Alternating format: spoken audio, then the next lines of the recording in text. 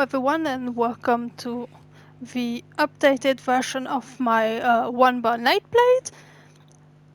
Compared to my other build for One Bar Nightblade I released back in November, I think, last year, the sets didn't change. However, with the changes to the new PlayStation server, the Scribes of Fate update, and now the Necrom chapter has forced me to update the build several times, but now I think I have finally nailed a version of this build that is much stronger, a little bit different than before, as you can already see from the skills, but I will go into the details straight away. So as I said, for the sets I am still wearing a combination of Lamia, Arkasis, and the Oakensould Mythic. So for my weapon, it's the Lamia restoration stuff, this time in defending, and what it does, when I use an ultimate, I actually give back resources to myself and to my group members for the amount of ultimate points I have used. So this pretty much gives the battle roar passive from DK to anyone in my group, a slightly weaker version of it.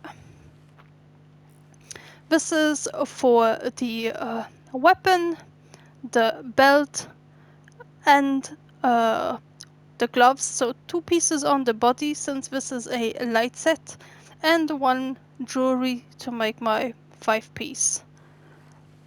For the heavy piece I play in combination with this is Arkasis. So for Arkasis, what it does, whenever I drink a potion while I'm in combat, quite important, myself and up to 3 group members gain 44 ultimates every 30 seconds.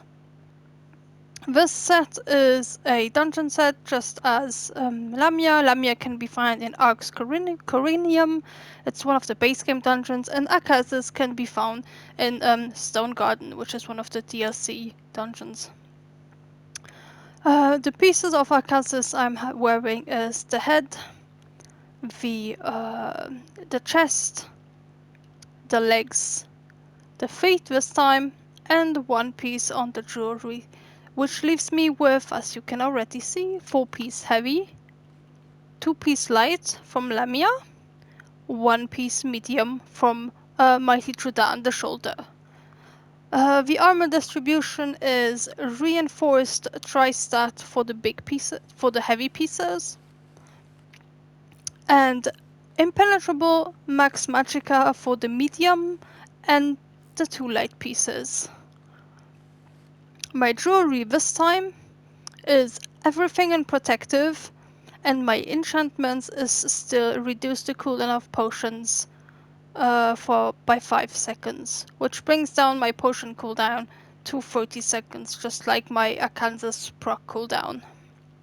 On this build I am also playing as a vampire, and most of the time you'd want to be at stage 3. For the attribute points, this time I have put 29 into magicka, 35 into health, but how I did it, I've put as many points into my health until I reach 35k. Once I reached 35k, I've just put all the rest into magicka, and my food is tri-stat food. For the skills, since this is a 1-bar build, I only have 1 skill bar active. I have Phantasmal Escape, which is the other morph of Blur, which I used to play before. This is one of the changes I did, since, as you can see, I am no longer using Mistform here.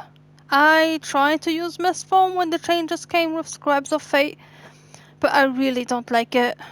I really don't. I don't know, it's just not for me.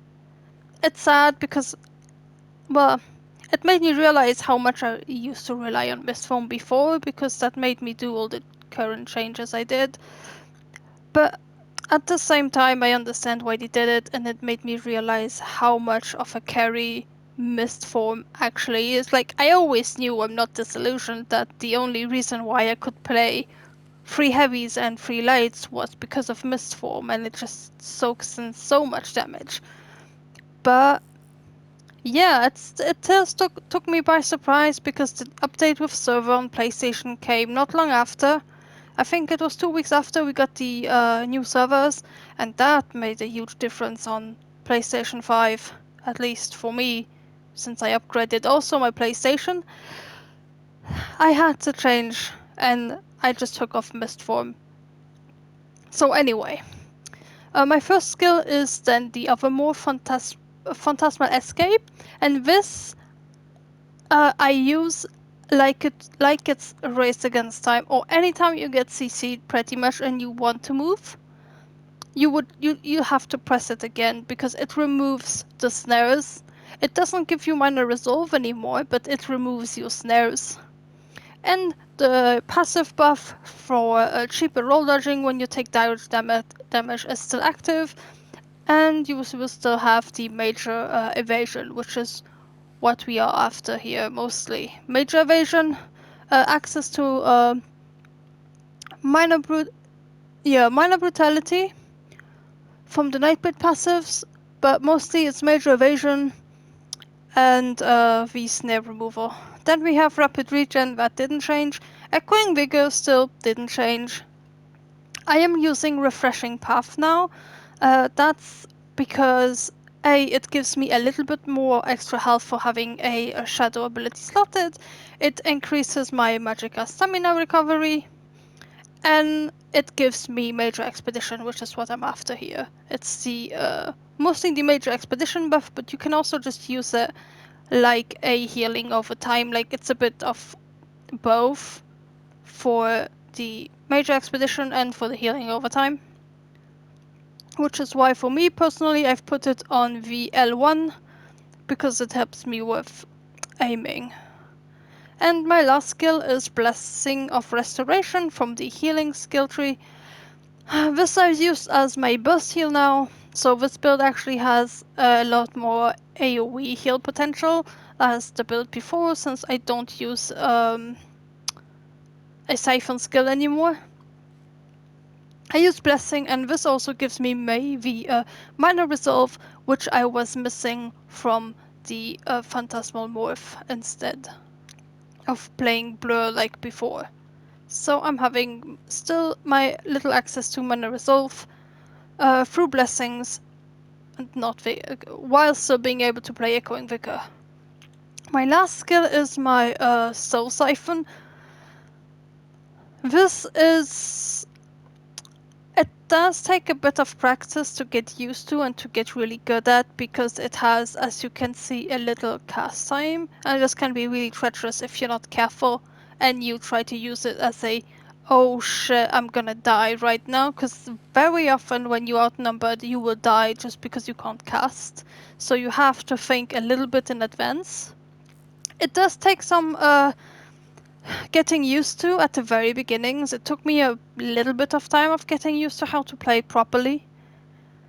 But once you get the hang of it, it's really nice, and now I would take it any day over Rest Ulti, even though Rest Ulti is still incredibly strong. So what it does, it makes a AoE on the ground with a synergy, but the most interesting part is actually it provides your allies with major vitality.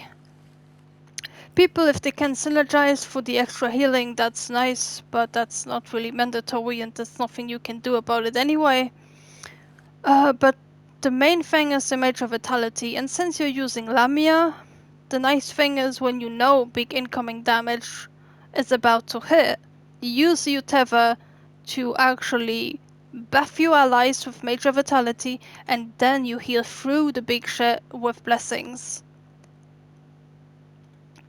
So that's usually the thing. And also when you use your ulti with Lamia, you get resources back, so you should have enough magicka to just spam a few more blessings than you usually would.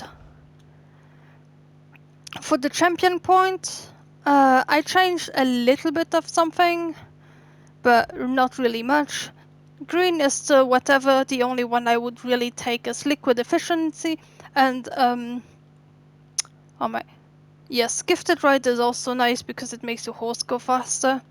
From the warfare tree, I still have 3 defensive, 1 utility. So my utility is Foresight, which reduces the cost of all my abilities for 6 seconds after drinking a potion. Duelist Rebuff reduces my attacks from single target. Ironclad is my direct damage mitigation. Resilience is my crit resistance mitigation.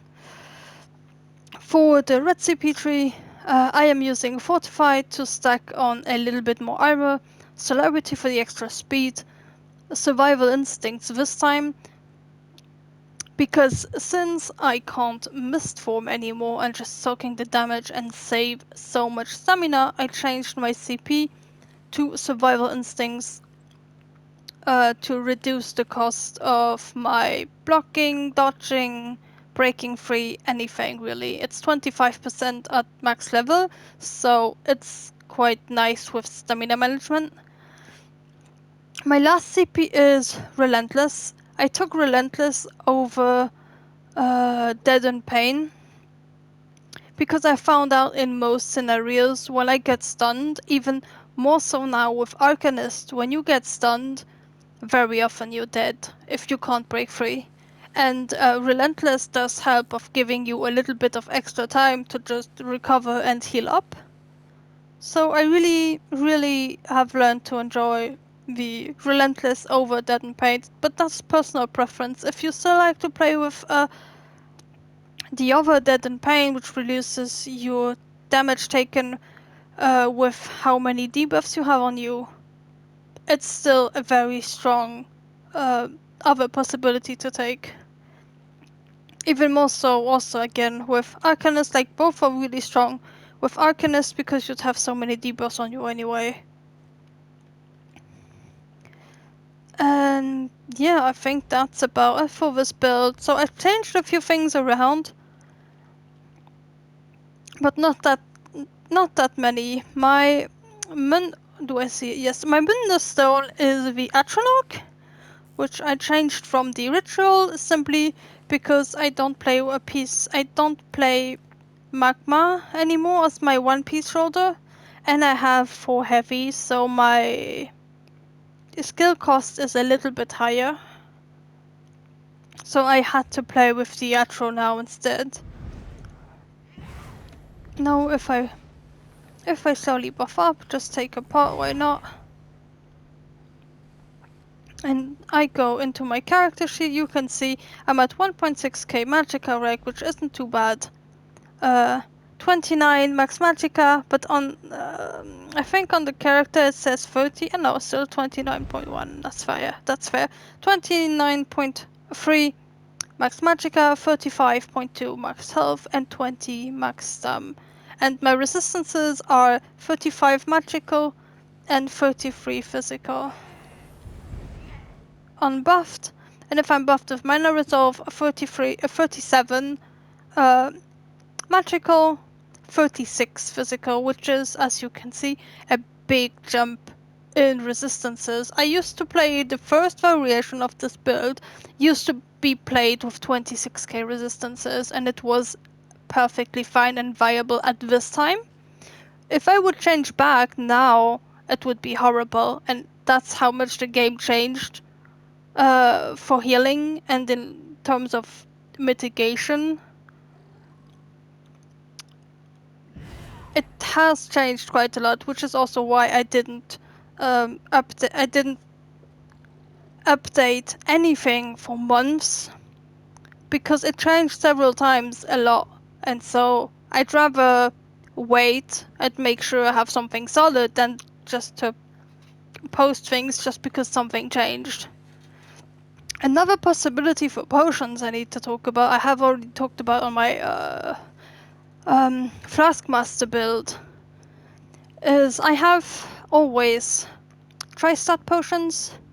stamina potions, magicka potions. I don't need the alliance pots because I have Oakensould, so I'm not using the spell pots. I have immovability pots just in case. These are also invis pots, but I don't use them for invisibility. I use them for immovable. And the last part I want to talk about, and I started to use more and more on Nightblade, is armor pots.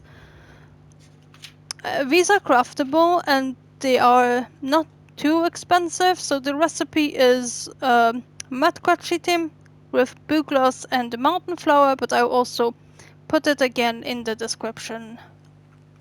And it gives me about, let's see, to be very specific, 5.2k resistances, so it just adds another major resolve on my build. So as you can see, I was at 37 something before my pot. So if I just chunk my pot, the third icon going from the right, the blue and white one, is my resistance potion. It takes for 40 seconds up now, 37. And as you can see, I'm at 33k resistances, 31 physical, and this is more or less 62, 63k mitigation. Yeah, 65 even percent mitigation stacked up. And the nice thing is, like, the buff is up for 47 seconds. So you'd have another Arkasis potion up before the armor potion runs out. So that's really nice. I don't recommend drinking them on cooldown because it will be too hard for you to sustain. That's another thing I really had to adjust this time, is sustain. And I will show you a good clip where it's a very good example. You can see how strong the healing is, but you can also see how it going from 3 heavy to 4 heavy impacts sustain. At least for me it did. I can't deny it. I have to do way more heavy attacks than before, but then again, it's generic healer gameplay. Healers need to heavy attack just for the mending buff, for example. You can light attack in between if you have time, just to proc your enchants and add in some extra damage. But heavy attacking is gonna be what you do the most. Also, with your heavy attack, with your heavy armor passive, your heavy attacks return a bit more magicka than before. So might as well just benefit from it.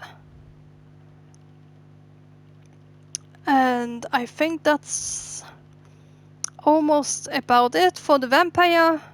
Don't forget to slot the 2 points into undead, which is why I play on vampire stage 3 for the extra up to 30% mitigation, depending on your missing health, and this kicks in at 50% of your missing health, like once you start to reach execute. And yes, I think that's about it. This is pretty much everything I changed for my Nightblade this far. I hope this has been helpful. If you have any questions or if you want to try it out, don't hesitate to let me know.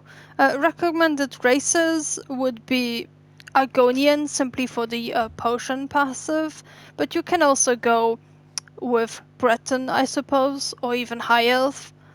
But Argonian will shine in this build, like the last version of it.